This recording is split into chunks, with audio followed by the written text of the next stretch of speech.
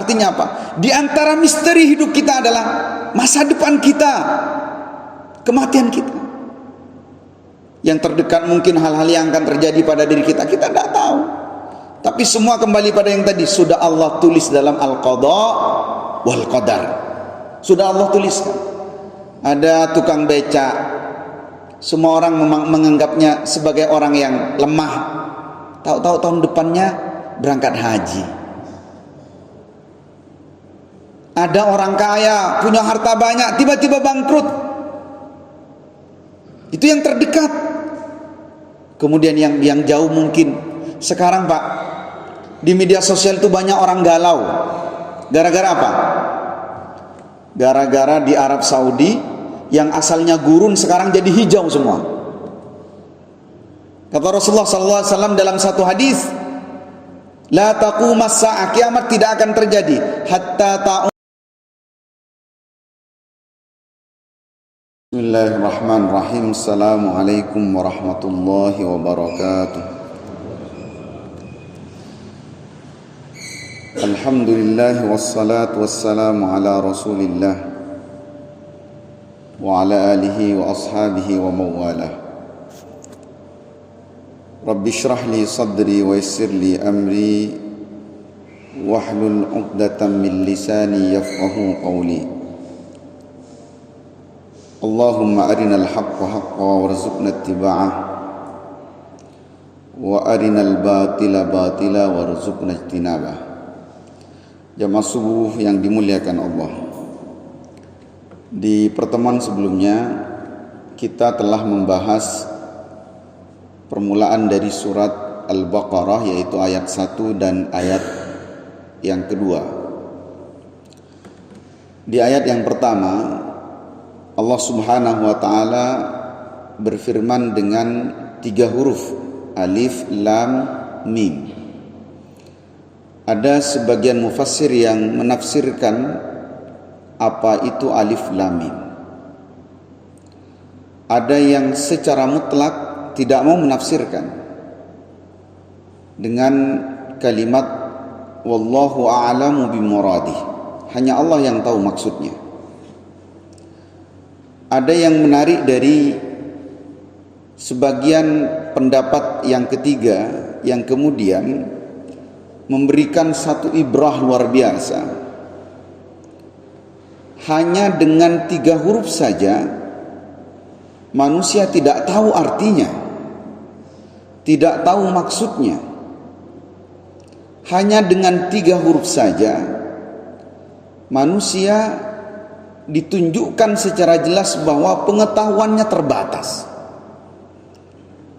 Sepandai apapun manusia itu, pengetahuannya terbatas. Kemudian di ayat yang kedua, sebagaimana telah kita bahas, dzalikal kitabu la raiba fihi hudan lil muttaqin. Kitab itu di sini maksudnya Al-Qur'an, menggunakan ma'rifah. Hudan sebagai petunjuk bagi orang yang bertakwa. Al-Quran bisa dan sangat bisa dipakai untuk apapun. Dalam arti dengan berbagai macam penilaian. Tetapi Al-Quran hanya akan menjadi hidayah, petunjuk itu bagi satu orang saja, atau bagi satu kelompok orang, yaitu al-muttaqin.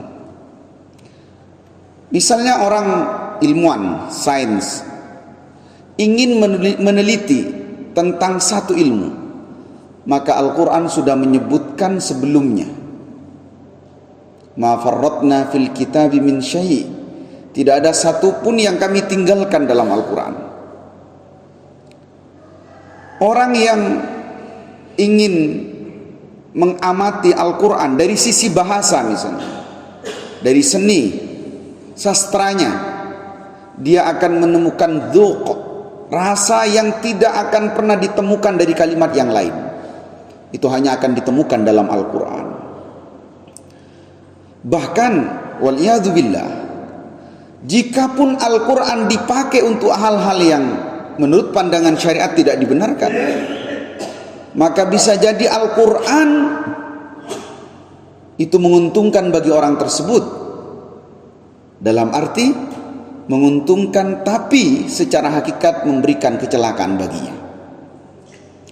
Ada banyak kita mendengar dukun, tukang sihir itu menggunakan sebagian ayat-ayat Al-Quran yang dirubah, yang di situ sudah ada prasyarat sebelumnya mereka harus murtad misalnya.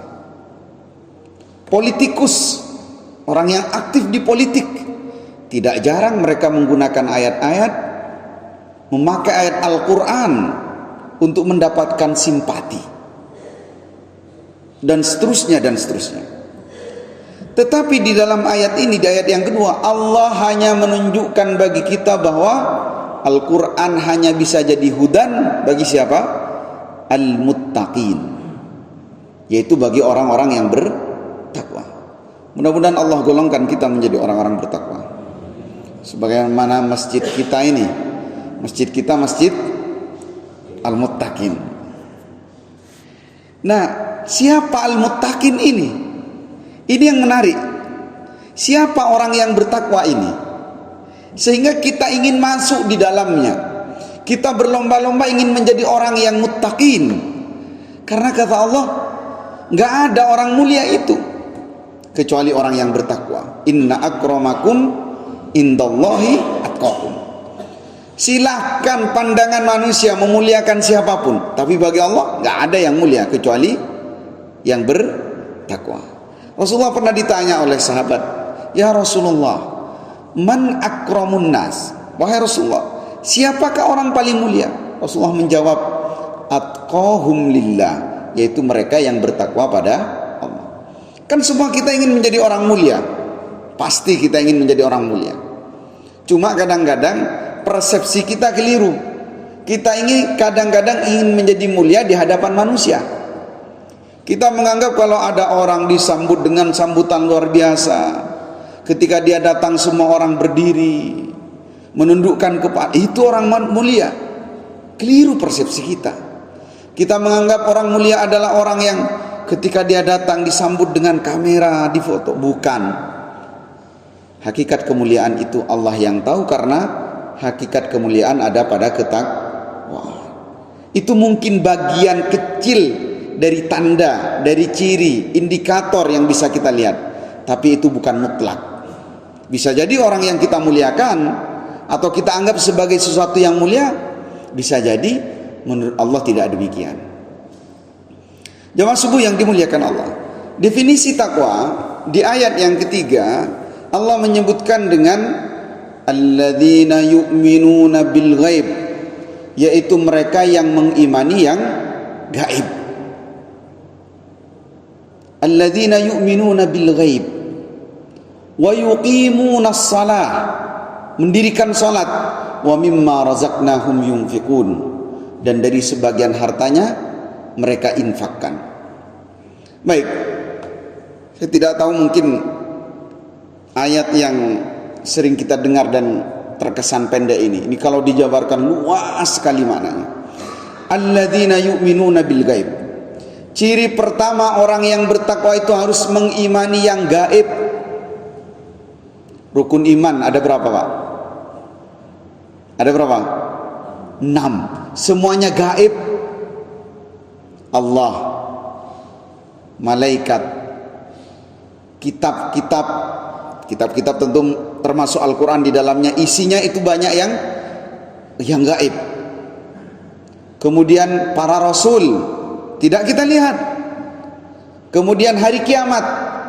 Kemudian takdir, ketetapan Allah, al-qada wal-qadar, semuanya gaib. Dan gaib ini, mengimani yang gaib bukan persoalan ringan. Karena mengimani yang gaib itu perlu pertama pengetahuan, perlu ketetapan hati, perlu kesungguhan. Kenapa? Karena mengimani yang gaib itu berarti kita mengimani segalanya. Segala yang terkait dalam kehidupan kita, mulai dari kegiatan kita, mulai dari waktu-waktu kita, mulai dari tempat di mana kita berada. Misalnya kegiatan kita. Kita hari ini, pagi ini berada di masjid. Berada di masjid. Kita tidak tahu secara pasti ketika Rasulullah menyebutkan rakaatul fajri khairum minad dunya wa ma fiha. 2 rakaat subuh tadi sebelum kita sholat subuh itu lebih baik daripada dunia dan isinya. Pahala kita tidak tahu.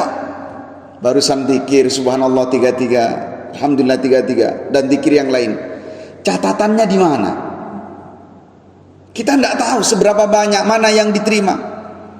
Semua kegiatan kita, ucapan kita, Allah menyebutkan dalam Al-Quran, wa nahnu aqrabu min hablil warid. Pengawasan kami kata Allah lebih dekat daripada urat nadimu. Tidak tahu kita.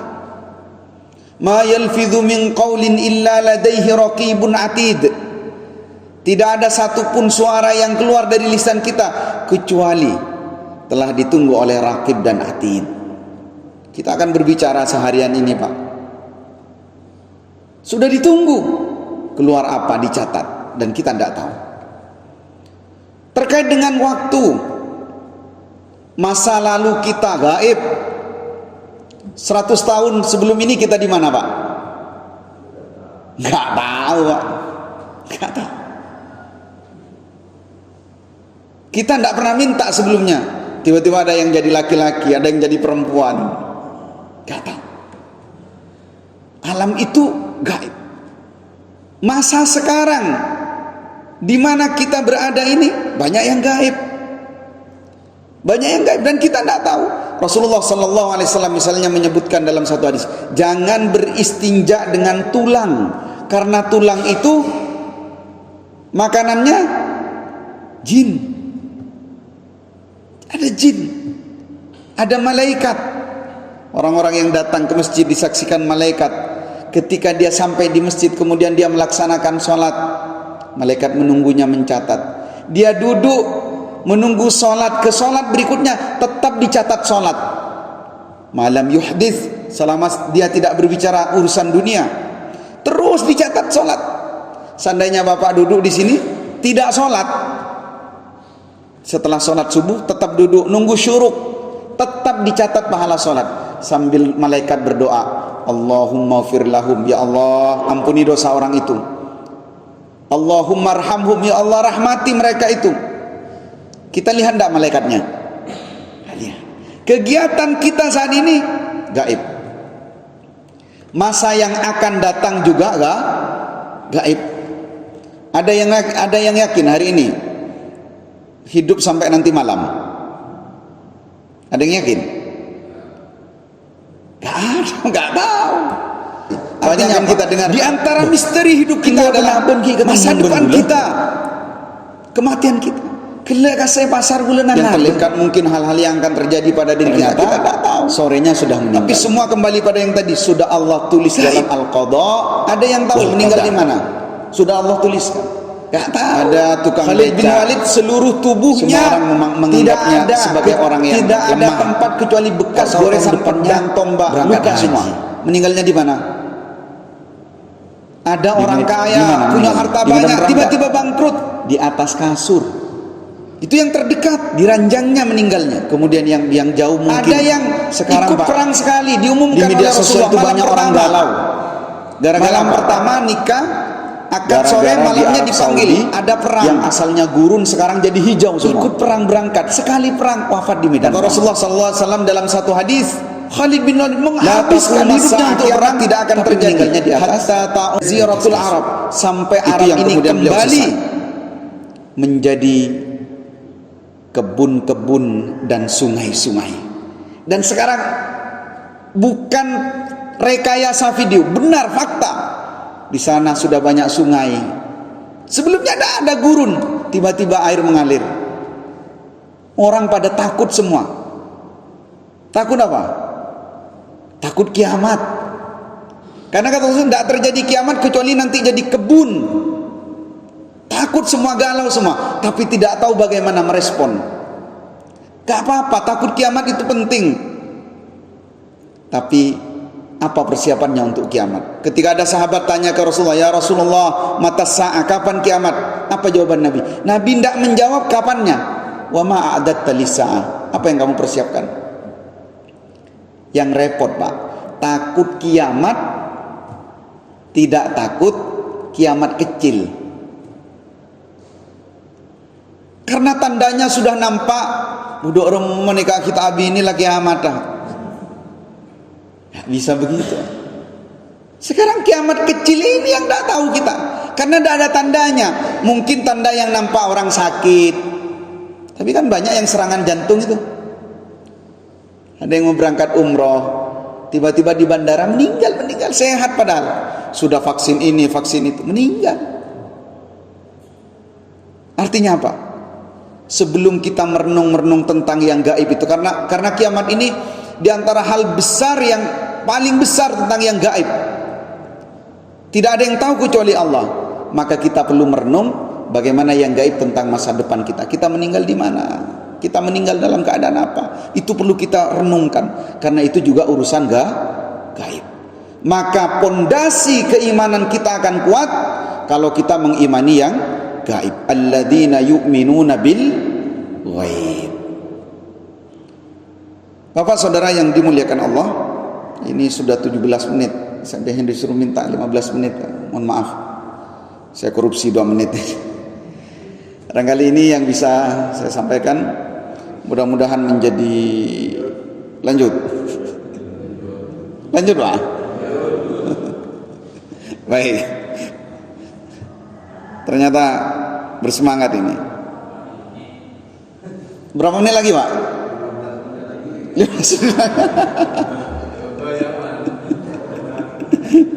Baik. Dalam Al-Quran, di ayat yang lain, di antara ciri-ciri orang yang terbaik itu adalah alladzina yakhshawna rabbahum bil ghaib. Ini tentang keadaan kita, yaitu mereka yang takut kepada Allah bil ghaib. Apa maksudnya bil ghaib di sini? Dia takut, satu makna dia takut kepada Allah meskipun dia tidak melihat Allah. Makanya ketika Rasulullah mendefinisikan ibadah yang terbaik itu ibadah apa? Ibadah kan kalau dirunut begini, Pak, tingkatannya. Satu, Islam. Islam itu ya gerakan, bacaan, niat, itu Islam. Itu Islam. Di atasnya itu iman. Mengimani. Yakin kalau sholatnya dibalas, yakin ada hari kiamat, yakin begini, iman. Tapi yang teratas itu adalah ketika dia mampu anta'budallaha ka'annaka tarah fa illam takun tarah fa innahu yarah. Ketika kita sholat, kita yakin kita seperti melihat Allah. Tapi kan kita memang tidak bisa melihat, tidak ada makhluk yang bisa melihat Allah. Itu keyakinan Ahlus Sunnah wal Jamaah. Meskipun ada yang menafsirkan Rasulullah itu pernah diperkenankan melihat Allah ketika peristiwa Isra dan Mi'raj, tapi ini masih diperdebatkan. Jadi ketika dia mampu beribadah seakan-akan dia melihat Allah. Coba, pernah tidak Bapak sedang dapat ujian berat, musibah berat, atau dalam kesulitan yang berat? Itu rasanya ketika ibadah kita sedang komunikasi sama Allah. Itu alladzina yakhshawna rabbahum bil ghaib. Atau makna yang lain adalah orang yang mengimani yang gaib itu adalah orang yang paling ikhlas. Kenapa? Karena keimanannya baik di hadapan orang banyak atau sendirian itu sama. Ada sebagian orang, mohon maaf, mungkin kita Pak, akui saja kita, kalau sholat bareng banyak orang itu khusyuknya luar biasa, sujudnya panjang, agak-agak ada suaranya kalau baca Bismillah. Tapi kalau sholat sendiri agak ngebut, Pak. Itu berarti tidak alladzina yakhshawna rabbahum bil gaib, tidak mengimani yang gaib. Maka perenungan bagaimana kita menjadi yang takwa dimulai dari yang gaib ini. Banyak yang gagal jadi pemimpin, yang gagal menjabat, itu gara-gara apa? Tidak mengimani yang gaib. Belanja ke toko, setelah bayar minta cek kosong. Untuk apa? Mengelabuhi laporan. Bisa Pak, karena itu nggak gaib. Nggak gaib itu. Tapi dipantau sama Raqib Atid. CCTV Pak. Ini sidangnya tidak selesai-selesai. Sudah berapa bulan ini? Direkayasa Pak. Kejadian CCTV-nya dicopot. Oh, gampang. Karena itu bukan gaib. Bisa dirubah. Tapi wa'ainullahi lam tanam. Mata Allah, pandangan Allah, penglihatan Allah, pantauan Allah itu tidak pernah tidur. La ta'khudhuhu sinatun wala naum. CCTV Allah tetap nanti akan bertanggung jawab di hadapan Allah. Kenapa orang banyak gagal menjadi pemimpin, menjabat, menjadi dan seterusnya? Karena apa? Karena tidak mengimani yang gaib. Suami bisa berbohong pada istrinya. Bisa Pak. Sekarang ada yang disebut aplikasi, menggandakan aplikasi. Orang misalnya suami mohon maaf ya. Istri juga bisa sebenarnya. Tapi kan konotasinya yang banyak ini suami. Mau menggunakan aplikasi WhatsApp. WhatsAppnya bisa dibuat dua. Satunya bisa disembunyikan. Bisa digaibkan. Tapi Allah tahu. Ya'lamu kha'inatal a'yun, bahkan Allah tahu mata-mata yang berkhianat. Pura-pura memperhatikan, tapi sebenarnya tak senang. Pura-pura senyum, tapi sebenarnya keateh. Itu Allah tahu. Wa ma tukhfis sudur, bahkan yang tersembunyi dalam diri kita. Bahkan apa? Wa ma tasqutu min waraqatin illa ya'lamuha. Tidak ada satu daun yang jatuh kecuali Allah memantaunya. Bagaimana dengan kita? Kalau daun saja jatuh Allah tahu. Itu pondasinya dari mana? Alladzina yu'minuna bil ghaib. Maka kita harus bangun ini. Harus bangun benar-benar keimanan kita. Pondasinya apa? Mengimani yang gaib. Baik, karena mintanya 5 menit, saya rasa cukup. Mudah-mudahan menjadi ilmu yang bermanfaat dan kita semua senantiasa diberikan kesadaran oleh Allah Subhanahu wa taala untuk terus memupuk keimanan kita kepada Allah sehingga kita digolongkan oleh Allah menjadi orang-orang yang bertakwa, orang-orang yang berbangga ketika berjumpa dengan Allah Subhanahu wa taala.